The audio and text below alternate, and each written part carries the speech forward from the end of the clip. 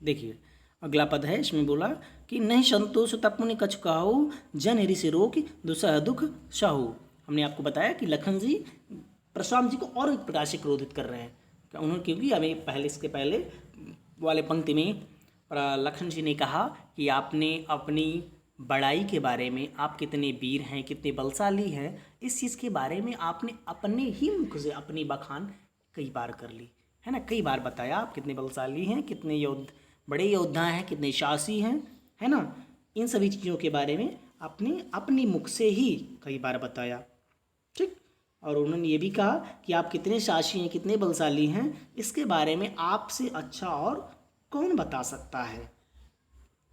फिर आगे लिखा कि अगर इतने से, लिखा कि नहीं संतोष तपमुनि कछ काहू, जन ऋषि रोग दुसह दुख साहू।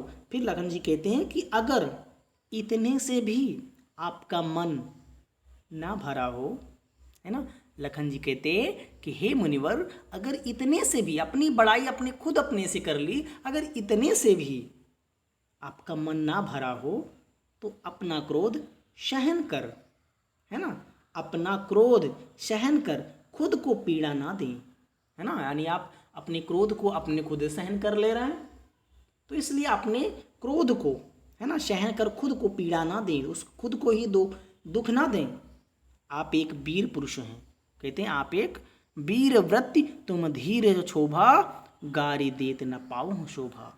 लखन जी कहते हैं कि आप एक वीर पुरुष हैं जिनमें धैर्य और क्षमा व्याप्त है ना।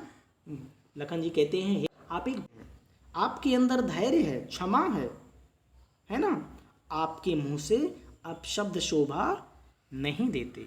अगर आप अपशब्द बोलते हैं, एक वीर पुरुष है ना, एक धैर्यवान पुरुष अगर अशोभनीय बातें करता है तो उसके लिए शोभा नहीं देता, अपशब्द बोलता है तो वह उसके लिए शोभा नहीं देता। और आपने अपने से ही कई बार अपनी बड़ाई कर ली, है ना, आप कितने वीर हैं, कितने आप साहसी हैं, इस चीज़ के बारे में तो आपने खुद ही बता दिया, कई बार बताया। और जो खुद से अपनी बड़ाई करते हैं वो कितने वीर होते हैं, इसके बारे में आप भी बाखूबी जानते होंगे।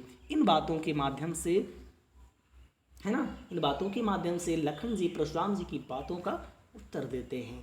तो आज यहीं तक हम आपको बताएंगे, बाकी शेष जो बचा है उसका हम प्रयास करेंगे कि आपको जल्द से जल्द ये चैप्टर हम आपका क्लियर कर दें, जिससे हम आप अगले किसी अन्य चैप्टर में अर्थात या किसी अन्य खंड में पढ़ना शुरू करें।